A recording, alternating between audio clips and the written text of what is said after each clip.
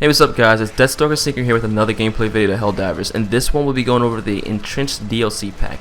Now, the Entrenched DLC pack is a DLC pack that came out just for Helldivers recently, and it includes 3 defensive-oriented stratagems. Those include the AT-47 anti-tank emplacement, the SH-32 directional kinetic shield, and the anti-personnel barrier. So the first one I'm going to go over is the AT-47 anti-tank emplacement. The AT-47 is a stratagem that you call down that is actually a player interactable turret. This is the only one in the game that does not feature an AI system. Now, that's not a downside to it actually at all. That's not a con, because since the players assume control of the turret and actually firing it themselves, you end up with less Helldivers killed. So therefore, not having an AI is actually a strength rather than, something to count against using this stratagem. I do know, like I said, it is an anti-tank stratagem, so it's really focused for those larger enemies, the heavily armored, the heavy shielded, those kind of enemies. In which case, it is the most effective stratagem for taking them down. I mean, it downs tanks, behemoths, IFVs with no problem at all. And I do mean it really wrecks them. When it comes to the smaller units, it does become a lot more harder to hit them sometimes. And I greatly recommend getting the third upgrade, which is a laser sight, and that will improve your accuracy, of course.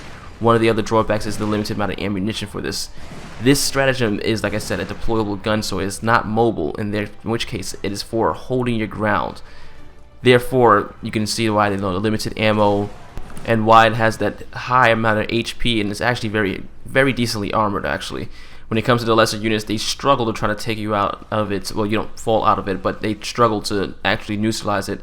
I will say that when it comes to the heavily armored units, they're another story, so you want to down those guys first. When it comes to the smaller guys, sometimes, they're too small, you can't exactly hit them, such as the lowest kind of bugs, the scouts. Those kind of guys are going to be a little bit trickier to hit, in which case I'd actually advise dropping this thing near a wall or a pole or anything that you can shoot and cause splash damage, because the turret cannot harm itself.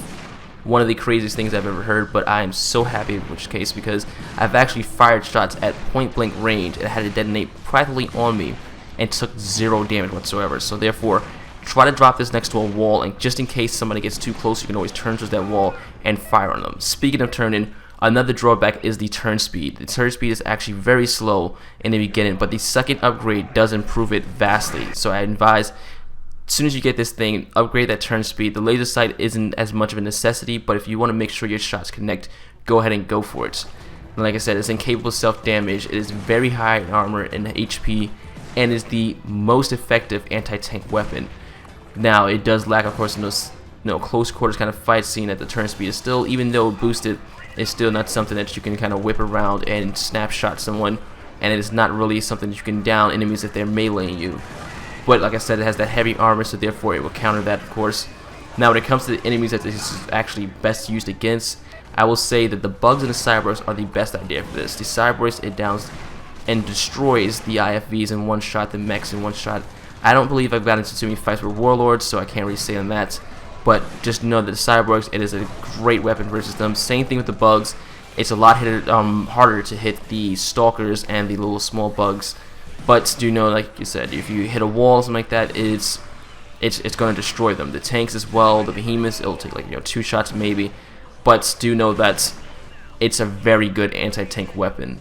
When it comes to the Illuminates, that's a different story, in which case I would not recommend using this towards the Illuminates at all. That is because with the Illuminates, they have these shields, and these shields can usually take one vicious strike before actually collapsing, in which case trying to drown those shields and then down the enemy after it is just not too effective. And I've noticed that a lot of the shots just won't connect with the Illuminates. I don't know if it's a bug or if it's just the weapon itself, but it's very difficult to down these Illuminates with the AT-47, in which case I don't recommend using it against them. Now, I do know also that this thing, because it has those anti-tank capabilities, it is good for destroying the AAA guns from the cyborgs, the beacons. I did destroy a couple of those from the Illuminates, and the bug's nest, and it actually will down those things. So if you're defending the area near there, then you have to go for it. But like I said, this is not a mobile weapon, so therefore it's called an emplacement. I mean, you should know right there.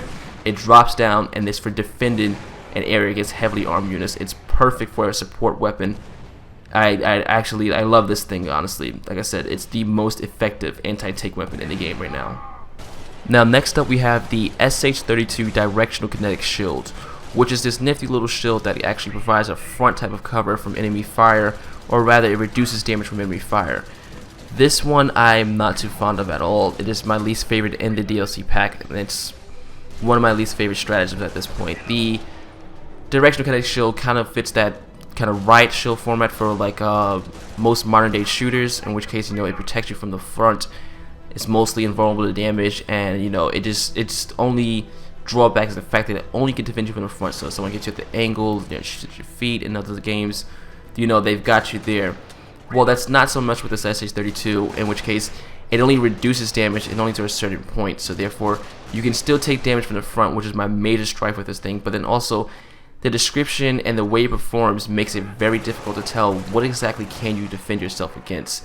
Now, the description says specifically projectiles, in which case it does protect you from projectiles or lessen the damage from them, but at the same time, it's not a lot. Like, I stood my ground with a couple of mechs sometimes, but it's not the best in the game. It doesn't really function well as a shield, especially as an only front-facing shield, because you know you still have the drawback of that an enemy can get around you at any point in time. But at the same time, if they're in front of you, they can still damage you, if so, just a little bit less. At the same time, it's like, even though it does defend you from enemy attacks from the front, it's only these projectiles that it's really going for, and in which case, if you haven't noticed, nearly 90% of the game's enemies are all like melee based, so projectile defense is not something that you're really gonna need. In which case, I find the SH-20, the bubble shield, a lot more effective in that case. And if you don't like that, then I'd say like no shield at all. I mean, a lift pack would defend you better than this right now. One of the cool sides of it is that the last upgrade does allow you to bring 2 of them in, which I do support because, you know, I always like this kind of stratagem that kind of like have that buddy support to it that improve on team focus or teamwork. But 2 semi-useless shields out there in the field is not really, you know, it's not really helping there. Another thing is that it did look cool. I will admit that when, you know, if I had a stratagem slot that I couldn't figure out what to do with it, and the backfire slot's still open, and for some reason I can't figure out what to fill with it, then yeah, this thing looks cool to put on. It has these energized shoulder pads as well. Nice, cool aesthetic to it. Now, like I said, it does occupy that backpack slot, so it will take up that. You won't be able to run around with your resupply packs or your lift pack. You know, anything that's backpack slottable, it's going to be in that slot as well, even though it's a stratagem. You know, that's how some stratagems work. One thing that it does actually do, which is remarkably well, is that there's another stratagem in this DLC pack called the anti-personnel barrier, which is a barbed wire fence that slows and damages enemies. And if you have this shield this directional kinetic shield actually equipped, in which case you're walking around with it, if you walk through the barbed wire, it won't damage you at all. You don't have to be facing the barbed wire neither, or the anti-personnel barrier. You just can back up into it. You can hit it from any angle, and it'll protect you like entirely. Don't know why exactly that works, but it just does that. So if you're one that likes using the anti-personnel barrier but doesn't like, you know, the fact that it damages you when you walk through, then know that this will counteract that, even though it won't counteract a lot of other things such as explosives and shots and energy beams and all sorts of other like deathly weapons that the enemy is actually using against you. What I do hope is that somewhere along the line, Arrowhead Games like actually turns this into a show that's just invulnerable from the front, because honestly, I don't see really what its purpose is here. If not that, I don't know, a strat, or maybe a boost to its width or something, so you know, maybe a buddy or 2 can run up beside you and also be defended. Either way, it just does not have that strong use.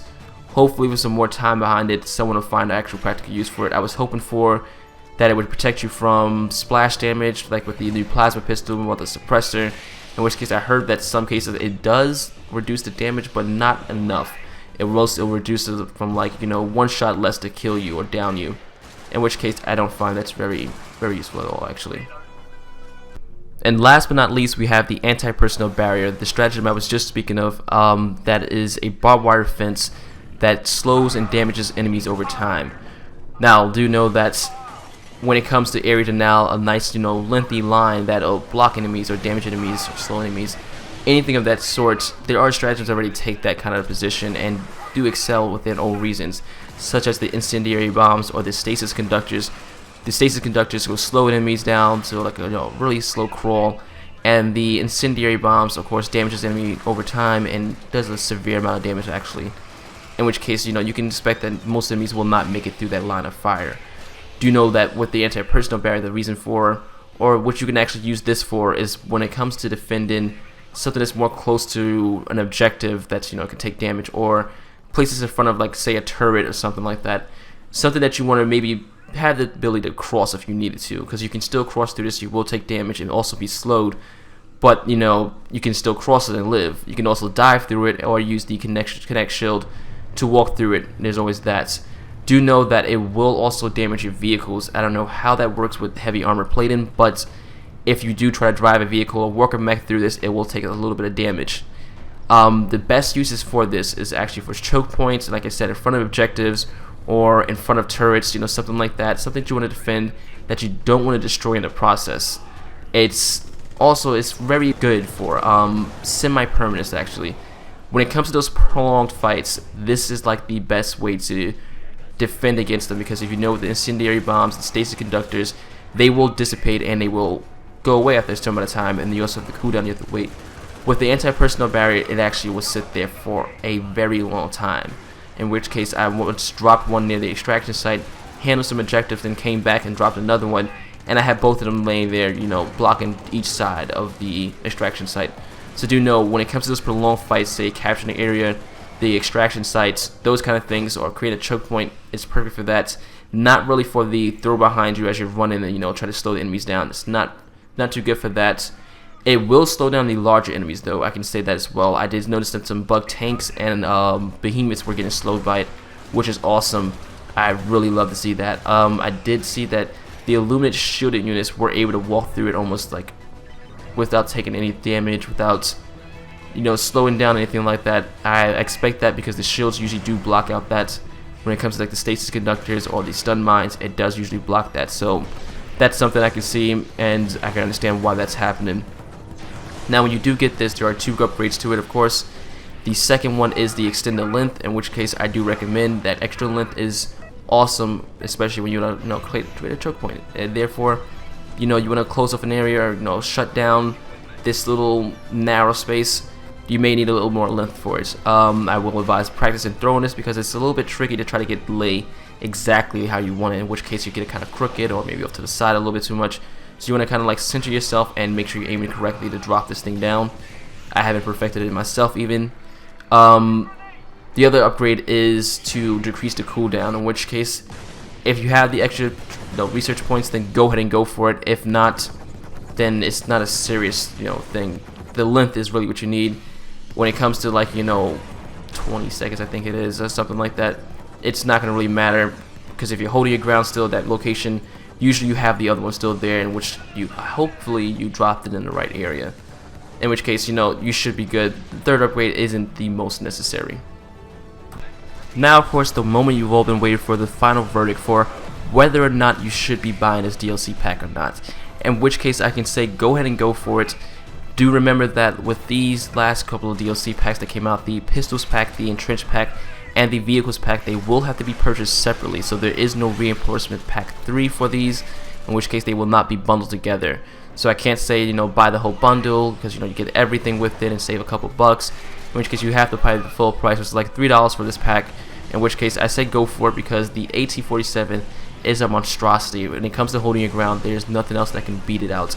Even the Rex 6, the E-17s, you know, those kind of things are awesome for their own uses, you know, for carrying with you. But when it comes to holding your ground against, you know, an onslaught of enemies, heavily armored foes, this thing will destroy them. Now, when it comes to the anti-personnel barrier, like I said, it has its own strengths to it. It's whole semi-permanence to it. Just, you know, that kind of area to now, not exactly, but, you know, slowing down enemies, damaging them a little bit. When it comes to the smaller scouts and stuff, they can sometimes die before they even make it through it, in which case that's awesome. I mean, you don't have to see them. That's awesome. The kinetic shield, not so much, is the only downside to this, which I can't give it a full thumbs up, but the other two make up for it. That I hope some way they patch, they tweak it, they fix something with it, because right now it does not fit as a worthwhile stratagem. But like I said, the other two do make up for it, so I will recommend buying this DLC pack just for the other two. You know, the kinetic shield can just, they can be there. Like I said, it's pretty, it's nice and pretty, so there you go. There's your reason for using that thing. But everything else, you know, go ahead and go for it. Buy the DLC pack. Now, as you can see, that concludes this video, in which case, if you did like it, go ahead and hit it with a thumbs up or a thumbs down. Drop a comment. If you got a question, you can also drop one down there. You can also click on any one of these tiles if you're on a PC, or yeah, I think it's just PC and laptops, in which case you can find another video that you want to check out. I also have a lot more Helldivers videos on my channel, so go ahead and check it out. Subscribe to keep up to date with new Helldivers videos, because you know there will be more, of course. In which case, you can also find me on Twitter, Google+, even Facebook now, and you guys can even catch me on stream on Twitch. I don't know why I said stream there, because I will now be streaming as well. Go ahead and follow me on Twitch, check me out, blah blah blah, whatever you know Twitch people do and stuff. I will be doing some Helldivers videos there, and maybe even playing some games with you guys on Twitch. So do know you can always find me on there. Go ahead and drop a follow. All links are in the description.